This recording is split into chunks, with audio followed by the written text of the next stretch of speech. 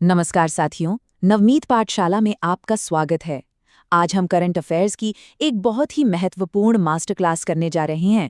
इसमें हम वो सारे टॉपिक्स कवर करेंगे जो आपके आने वाले एग्जाम्स के लिए बहुत ही ज़रूरी हैं। तो अपनी नोटबुक और पेन तैयार कर लीजिए, क्योंकि आज की क्लास में हम सिर्फ खबरें नहीं पढ़ेंगे, बल्कि उनका पूरा विश्लेषण करेंगे और ये समझेंगे कि एग्जामिनर कहाँ और कैसे सवाल बना सकता है। तो चलिए, क्लास शुरू करने से पहले स्क्रीन पर दिए गए इन 3 सवालों को जरा बहुत ध्यान से देखें। ये कोई साधारण सवाल नहीं है। ये वो एग्जाम ट्रैप्स हैं, वो जाल है जहां एग्जामिनर अक्सर स्टूडेंट्स को फंसाने की कोशिश करते हैं। पहला सवाल देखिए, रिस्पॉन्सिबल नेशंस इंडेक्स कौन जारी करता है? नाम सुनकर क्या लगता है? कोई वर्ल्ड बैंक होगा, कोई यूएन की संस्था होगी। बस यहीं पर पहला ट्रैप है। दूसरा सवाल, भारत का सबसे छोटा टाइगर रिजर्व। हम सब बड़े बड़े नेशनल पार्क, सबसे ज्यादा बाघों वाले रिजर्व, ये सब याद कर लेते हैं, लेकिन क्या सबसे छोटे पर हमारा ध्यान जाता है? एग्जामिनर को बस यही पता है। और तीसरा, दोस्ती सैन्य अभ्यास। सब जानते हैं कि ये एक भारत का जरूरी अभ्यास है, लेकिन इसमें तीसरा देश कौन था और वो कब शामिल हुआ? ये वो बारीकियां हैं जो आपके रैंक को हजारों छात्रों से ऊपर या नीचे कर सकती हैं।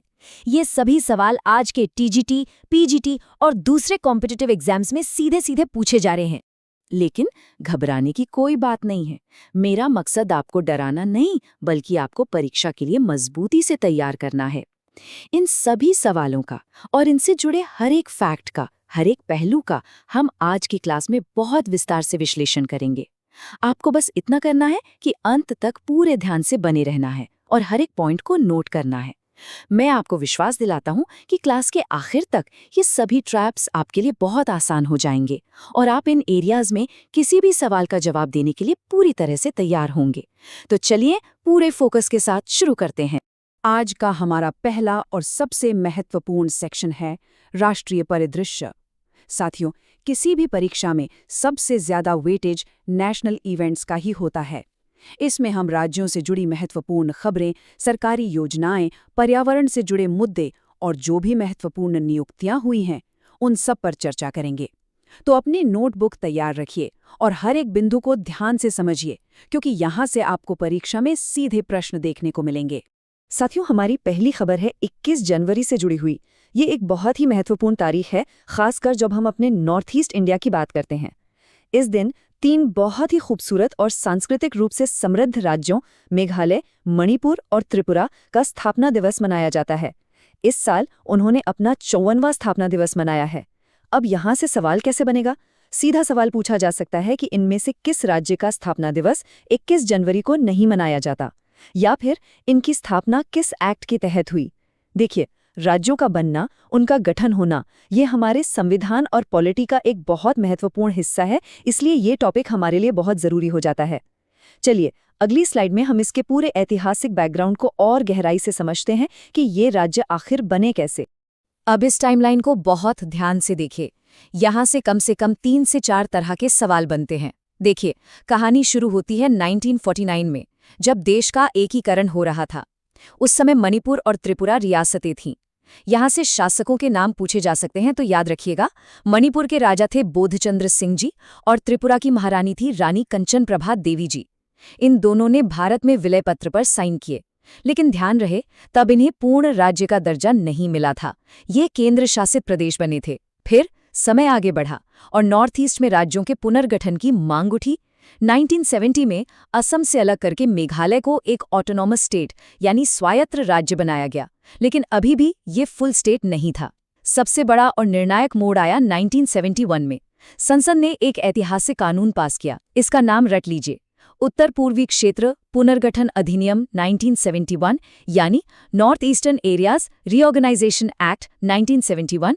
और इसी कानून के प्रोविजंस को लागू करते हुए 21 जनवरी 1972 को इन तीनों राज्यों मेघालय, मणिपुर और त्रिपुरा को पूर्ण राज्य का दर्जा दिया गया।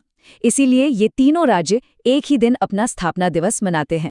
अब हम राष्ट्रीय परिदृश्य में एक ऐसी शख्सियत की बात करेंगे जिनकी कहानी न केवल प्रेरणा देती है, बल्कि ये हमारे परीक्षा के कई टॉपिक्स को एक साथ जोड़ती है। ये है रेलवे सुरक्षा बल यानी आरपीएफ की इंस्पेक्टर चंदना सिन्हा। इनका नाम हाल ही में सुर्खियों में रहा है और इसका कारण है ऑपरेशन नन्हे फरिश्ते में उनका असाधारण योगदान। साथियों, ये सिर्फ एक करंट अफेयर की खबर नहीं है। ये चाइल्ड ट्रैफिकिंग जैसे सामाजिक मुद्दों, विमेन एम्पावरमेंट और सरकार द्वारा चलाए जा रहे अभियानों से जुड़ा एक बहुत ही महत्वपूर्ण विषय है। यहाँ से परीक्षा में सीधे प्रश्न बन सकते हैं। इस स्लाइड का हर एक बिंदु आपके नोट्स में होना चाहिए। चलिए इसे समझते हैं। इंस्पेक्टर चंदना सिन्हा, जिनकी पोस्टिंग लखनऊ के चारबाग स्टेशन पर आरपीएफ में है, उन्हें भारतीय रेलवे के सर्वोच्च सम्मान अति विशिष्ट रेल सेवा पुरस्कार से सम्मानित किया गया है। ये पुरस्कार रेलवे में असाधारण सेवा के लिए दिया जाता है। अब सवाल उठता है, क्यों? क्योंकि उन्होंने आरपीएफ द्वारा चलाए गए एक बहुत ही जरूरी अभियान, जिसका नाम है ऑपरेशन नन्हे फरिश्ते, उसके तहत 1500 से भी ज्यादा बच्चों को तस्करी और शोषण से बचाया है। ये वो बच्चे होते हैं जो किसी कारणवश अपने घर से भाग जाते हैं या जिन्हें मानव तस्कर बहला फुसलाकर बड़े शहरों में शोषण के लिए ले जा रहे होते हैं। ये आंकड़ा सोचिए, सिर्फ एक रेलवे स्टेशन का है, जो ये दिखाता है कि ये समस्या कितनी गंभीर है और इंस्पेक्टर सिन्हा जैसे अधिकारियों का काम कितना महत्वपूर्ण है। तो यहाँ से आपको अभियान का नाम, पुरस्कार का नाम और संबंधित व्यक्ति, ये तीनों ही परीक्षा के लिए याद रखने हैं। याद है मैंने क्लास की शुरुआत में एक ट्रैप वाला सवाल पूछा था कि भारत का सबसे छोटा टाइगर रिजर्व कौन सा है? तो जवाब इस स्लाइड पर है। देखिए, बोर टाइगर रिजर्व, जो महाराष्ट्र में है, एरिया के हिसाब से भारत का सबसे छोटा टाइगर रिजर्व है। इसका क्षेत्रफल सिर्फ 138.1 स्क्वायर किलोमीटर है। अब इसकी तुलना कीजिए भारत के सबसे बड़े टाइगर रिजर्व नागार्जुन सागर श्रीशैलम, जो आंध्र प्रदेश में है। इसका क्षेत्रफल लगभग 3728 स्क्वायर किलोमीटर है। आप अंतर देख सकते हैं, एक तरफ सिर्फ 138 और दूसरी तरफ 3700 से भी ज्यादा। अब सवाल ये है कि ये छोटा सा टाइगर रिजर्व हाल ही में चर्चा में क्यों था? क्योंकि यहाँ टूरिज्म को बढ़ावा देने और लोकल लोगों के लिए रोजगार के अवसर पैदा करने के लिए 2 नए सफारी गेट का उद्घाटन किया गया है। यही छोटी छोटी खबरें होती हैं जो किसी भी नेशनल पार्क या सैंक्चुरी को परीक्षा के लिए महत्वपूर्ण बना देती हैं। तो आपको सबसे बड़ा नागार्जुन सागर, सबसे छोटा बोर और दोनों के राज्य, ये सब याद रखना है। चलिए, अब हम अपने अगले खंड की ओर बढ़ते हैं, अंतर्राष्ट्रीय संबंध। इस सेक्शन में हम ये समझेंगे कि भारत दुनिया के साथ कैसे जुड़ रहा है। इसमें हम महत्वपूर्ण मिलिट्री एक्सरसाइज, इंटरनेशनल इंडेक्स और भारत की फॉरेन पॉलिसी से जुड़ी घटनाओं पर चर्चा करेंगे। ये एक ऐसा खंड है जहां से हर परीक्षा में, चाहे वो कोई भी लेवल की हो, सवाल निश्चित रूप से आते हैं। तो अब आपको अपना ध्यान ग्लोबल सीन पर फोकस करना है। स्क्रीन पर देखिए, दोस्ती 17। ये एक त्रिपक्षीय तटरक्षक अभ्यास है, मतलब इसमें 3 देश शामिल हैं। जब भी कोई सैन्य अभ्यास होता है तो हमें कुछ चीजें याद रखनी होती हैं। अभ्यास का नाम क्या है, कौन से देश शामिल हैं, इसका आयोजन कहाँ हुआ और इसका मकसद क्या है। दोस्ती अभ्यास भारत के लिए स्ट्रेटेजिकली बहुत महत्वपूर्ण है, क्योंकि ये इंडियन ओशन रीजन में होता है। ये क्षेत्र व्यापार और सुरक्षा दोनों ही नजरिए से बहुत सेंसिटिव है। इस अभ्यास का मुख्य उद्देश्य समुद्री डाकुओं से निपटना, तस्करी रोकना और समुद्र में फंसे लोगों को बचाना है। ये दिखाता है कि भारत अपने पड़ोसी देशों के साथ मिलकर इस क्षेत्र में एक सिक्योरिटी प्रोवाइडर की भूमिका निभा रहा है। चलिए अगली स्लाइड में इसके इतिहास को समझते हैं, जहां हमारा एग्जाम ट्रैप छिपा हुआ है। और ये रहा हमारे दूसरे ट्रैप वाले सवाल का डिटेल्ड जवाब। इस टाइमलाइन को बहुत ध्यान से समझिए। दोस्ती अभ्यास की शुरुआत हुई थी 1991 में। तब ये केवल भारत और मालदीव के कोस्ट गार्ड के बीच एक बायलैटरल यानी द्विपक्षीय अभ्यास था। कई सालों तक ये ऐसे ही चलता रहा, लेकिन सबसे जरूरी बदलाव आया साल 2012 में। इस साल को अच्छी तरह याद कर लीजिए, यहीं पर एग्जामिनर आपको फंसाता है। साल 2012 में श्रीलंका इसमें तीसरे सदस्य के रूप में शामिल हुआ और तब से ये एक बायलैटरल से ट्राइलैटरल यानी त्रिपक्षीय अभ्यास बन गया। इसका हालिया 17वां संस्करण मालदीव में आयोजित किया गया। तो आपको तीनों बातें याद रखनी हैं। शुरुआत 1991 में भारत मालदीव के साथ, 2012 में श्रीलंका का जुड़ना और हालिया संस्करण मालदीव में हुआ। अब हम उस टॉपिक पर आ गए हैं जो हमारी क्लास का पहला और सबसे मुश्किल सवाल था, रेस्पॉन्सिबल नेशंस इंडेक्स 2026।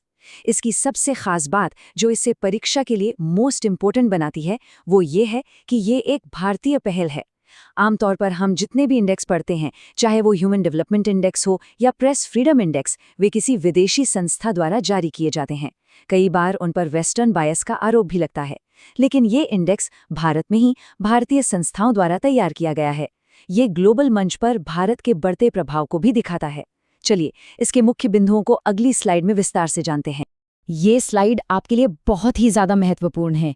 यहाँ हमारे पहले सवाल के सभी जवाब हैं। रिस्पॉन्सिबल नेशंस इंडेक्स 2026 में कुल 154 देशों का मूल्यांकन किया गया, जिसमें भारत को 16वां स्थान मिला है। ये एक बहुत ही अच्छी रैंक है। पहले स्थान पर सिंगापुर है। अब सबसे जरूरी बात, इसे जारी किसने किया? यहीं पर ट्रैप था। इसे 3 प्रतिष्ठित भारतीय संस्थाओं ने मिलकर जारी किया है। वर्ल्ड इंटेलेक्चुअल फाउंडेशन, IIM और JNU। ये एक पूरी तरह से भारतीय रिपोर्ट है। इसे भारत के पूर्व राष्ट्रपति श्री रामनाथ कोविंद जी द्वारा लॉन्च किया गया, जो इसके महत्व को और भी बढ़ा देता है। अब समझते हैं कि यह इंडेक्स देशों को मापता कैसे है। यह 3 प्रमुख पैरामीटर्स पर देशों को देखता है। पहला, कोई देश अपने नागरिकों के प्रति कितना जिम्मेदार है, जैसे शिक्षा, स्वास्थ्य, अधिकार। दूसरा, वह ग्लोबल कम्युनिटी के प्रति कितना जिम्मेदार है, मतलब शांति और सहयोग में। और तीसरा, वह पर्यावरण की रक्षा के लिए कितना जिम्मेदार है। इन सभी पॉइंट्स को अच्छी तरह से याद कर लीजिए। यहाँ से प्रश्न बनना लगभग तय है। अब हम अपने तीसरे खंड अर्थव्यवस्था और विज्ञान की ओर बढ़ रहे हैं। ये खंड भारत की प्रगति की कहानी कहता है। इसमें हम देखेंगे कि कैसे टेक्नोलॉजी भारत के आम नागरिक तक पहुंच रही है और कैसे हमारे वैज्ञानिक पर्यावरण के अनुकूल समाधान खोज रहे हैं। यह खंड दिखाता है कि भारत कैसे 21वीं सदी की चुनौतियों का सामना करने के लिए खुद को तैयार कर रहा है और प्रगति के पथ पर आगे बढ़ रहा है। स्क्रीन पर ये संख्या देखिए, 400 मिलियन से अधिक, यानी 40 करोड़ से ज्यादा। ये भारत में 5G तकनीक का इस्तेमाल करने वाले लोगों की संख्या है। ये एक बहुत बड़ी उपलब्धि है। केंद्रीय संचार मंत्री के अनुसार भारत अब चीन के बाद दुनिया का दूसरा सबसे बड़ा 5G यूजर देश बन गया है। ये सिर्फ तेज इंटरनेट की बात नहीं है। 5G का मतलब है डिजिटल इंडिया मिशन को एक नई गति मिलना, गांव तक बेहतर शिक्षा और स्वास्थ्य सुविधाएं पहुंचाना और स्मार्ट सिटी जैसे प्रोजेक्ट्स को हकीकत में बदलना। देश की लगभग 85% जनसंख्या तक 5G सेवाओं की पहुंच हो चुकी है, जो दुनिया में सबसे तेज 5G रोलआउट में से एक है। ये बात चार्ट ग्लोबल सिचुएशन को और भी क्लियर करता है।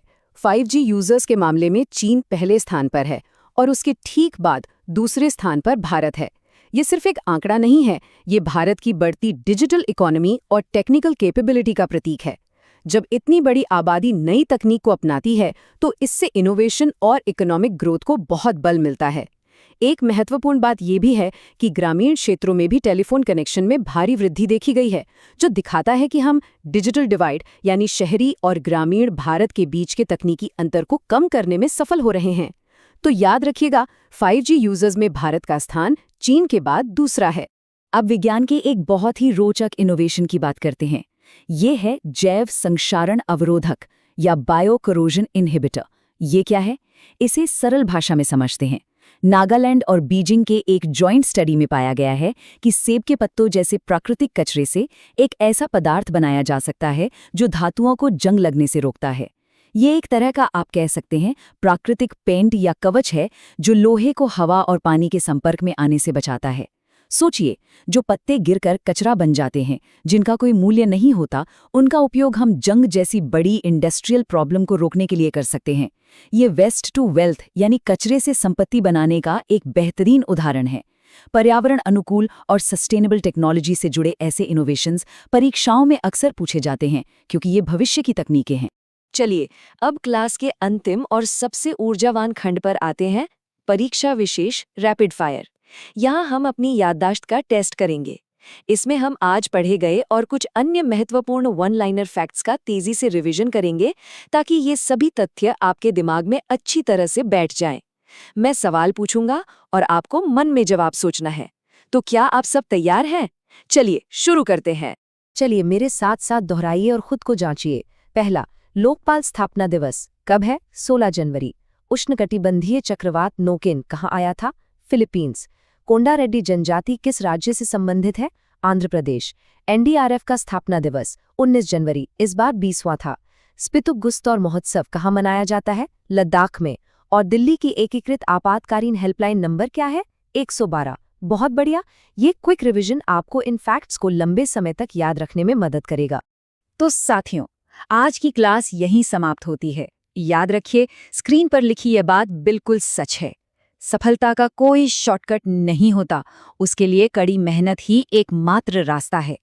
आपकी मेहनत, आपका अनुशासन और आपकी लगन ही आपको आपकी मंजिल तक पहुंचाएगी। इसी सोच के साथ अपनी तैयारी में लगे रहिए। हम अगली क्लास में कुछ और महत्वपूर्ण विषयों के साथ फिर मिलेंगे। धन्यवाद। जय हिंद।